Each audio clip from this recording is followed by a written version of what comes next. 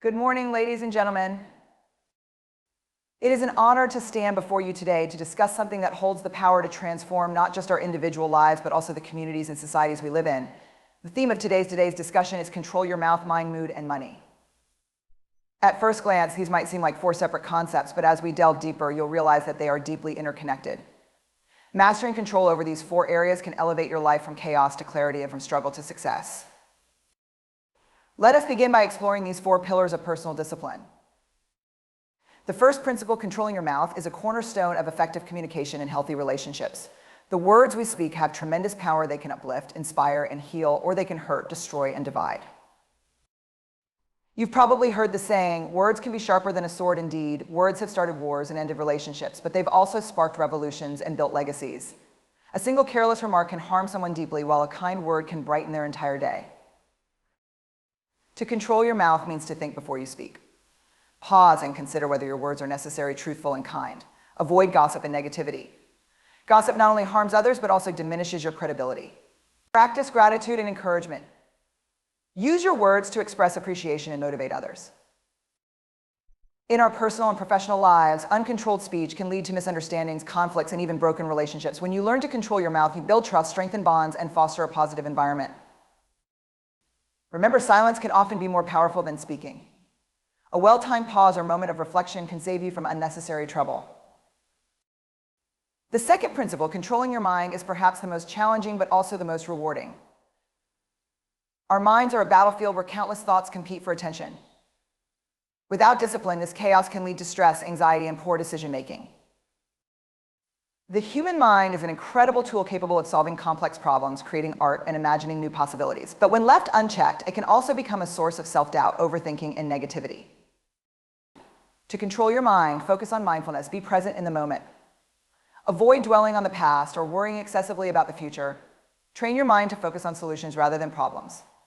Recognize your thought patterns and identify when they are leading you astray. Meditation and deep breathing help calm the mind and improve focus.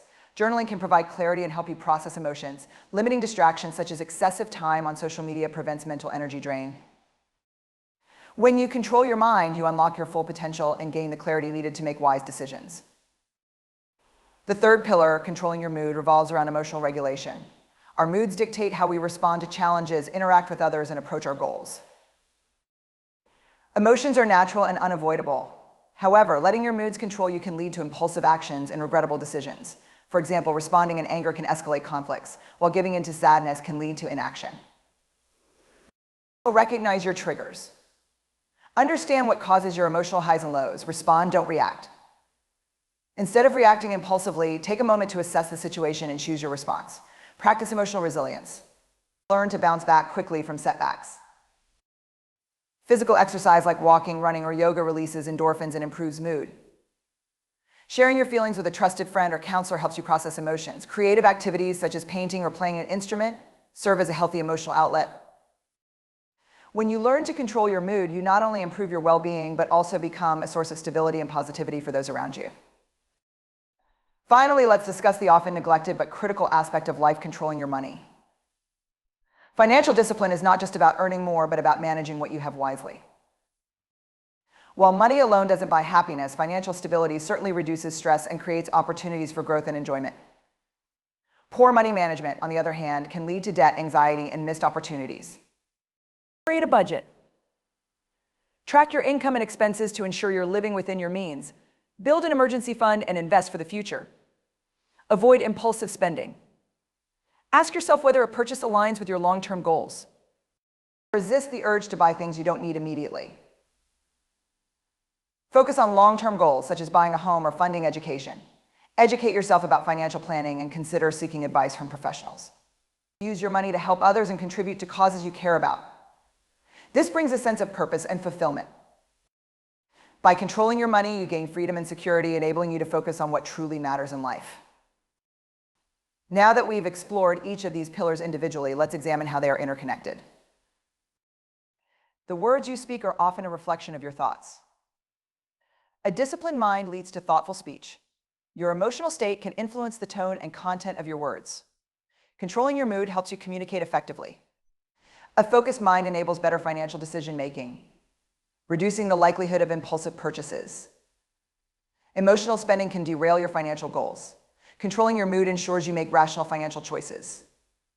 Together, these elements create a balanced and fulfilling life. Neglecting any one of them can disrupt this balance. Let's conclude by summarizing practical steps you can take to gain control over these 4 aspects. Regularly assess your behavior and identify areas for improvement. Define clear objectives for your communication, mental discipline, emotional health, and financial stability. Consistent habits such as journaling, budgeting, and exercising create a foundation for control. Don't hesitate to ask for help from mentors, friends, or professionals. Recognize and appreciate the progress you've made, no matter how small. Controlling your mouth, mind, mood, and money is not a one-time task, it's a lifelong journey. These 4 pillars form the foundation of personal discipline, and mastering them requires consistent effort and self-awareness. As you leave here today, I urge you to reflect on these principles and consider how they can shape your future. The journey may be challenging, but the rewards, a happier, healthier, and more fulfilling life are worth every step. Thank you for giving me the opportunity to speak to you today. It's a privilege to stand before you and talk about something that touches every single one of us. Today, we're going to discuss something that's universal, unavoidable, and ultimately transformative problems. Every person in this room, no matter their age, background, or status, faces problems. They come in all shapes and sizes, from small inconveniences to life-altering challenges. But what matters most is not the problems themselves, but how we respond to them. Life is not a straight path, it's a journey filled with twists, turns, and obstacles. Problems are part of that journey. They are the tests that measure our strength, resilience, and creativity. They are the hurdles that force us to grow and adapt. And yet, so often we see problems as something to fear or avoid. We try to sidestep them, ignore them, or wait for someone else to solve them for us. But the truth is, problems are opportunities in disguise. They are the catalysts for change, innovation, and progress. When faced with a problem, we have 2 choices. We can complain, blame others, and remain stuck, or we can get up, take responsibility, and find a solution. The second choice is harder, but it is the path to growth and success. Every problem you face is a chance to learn something new, to develop a new skill, or to discover a strength you didn't know you had. Take a moment to think about the problems in your life. Maybe it's a personal challenge, like improving your health or repairing a broken relationship. Maybe it's a professional obstacle, like meeting a tight deadline or navigating a difficult project. Or perhaps it's a broader issue, like addressing inequality in your community or tackling a global crisis. Whatever the problem, big or small, the first step to solving it is taking action. Getting up is the hardest part.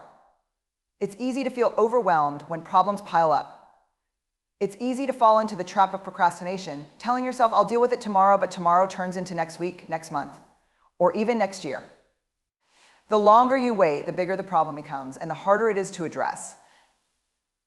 That's why it's so important to get up and act now. Action doesn't have to be dramatic or perfect.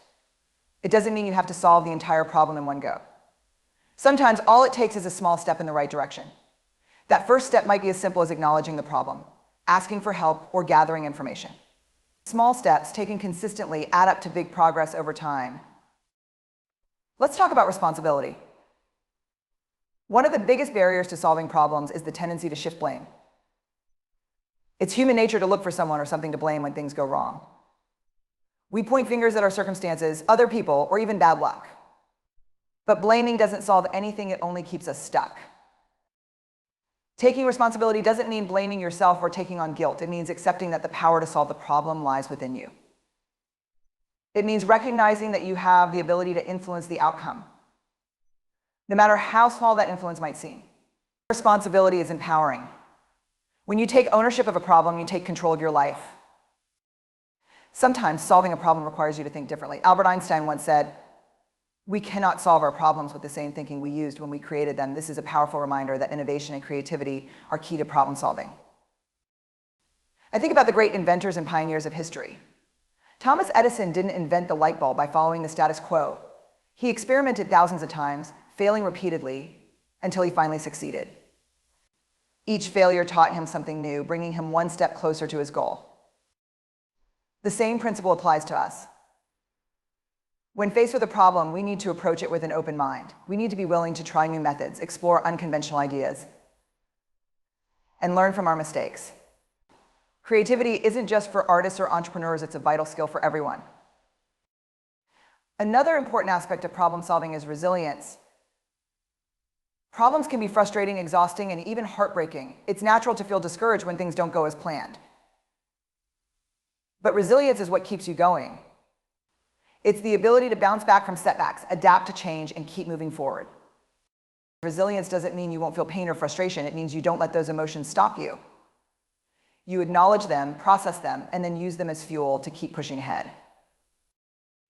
One way to build resilience is to focus on your why. Why do you want to solve this problem? What's at stake? Whether it's your career, your relationships, or your sense of purpose, keeping your why in mind gives you the strength to persevere. Let's also talk about collaboration. Many problems are too big to solve alone. In these cases, teamwork and communication are essential. Collaborating with others brings fresh perspectives, diverse skills, and shared resources. It's a reminder that you don't have to carry the burden alone. However, effective collaboration requires humility and trust. You have to be willing to listen, to compromise, and to value the contributions of others.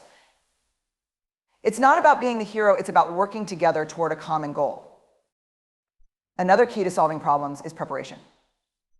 While we can't predict every challenge, we can develop skills and habits that make us better equipped to handle them. This includes critical thinking, time management, and emotional intelligence. It also means staying informed and continuously learning. Education is one of the most powerful tools for problem solving. The more knowledge and skills you have, the better prepared you are to tackle complex issues. But education doesn't end in the classroom. Life is a continuous learning process. Every experience, good or bad, teaches you something valuable. Adversity is one of life's greatest teachers. While no one enjoys facing difficulties, they often lead to the most significant growth. Think about a time when you overcame a tough challenge. What did you learn from that experience? How did it shape you? Now let's talk about fear. Fear is one of the biggest obstacles to solving problems. It's the fear of failure, the fear of judgment, or the fear of the unknown. Fear can paralyze us, making it hard to take action.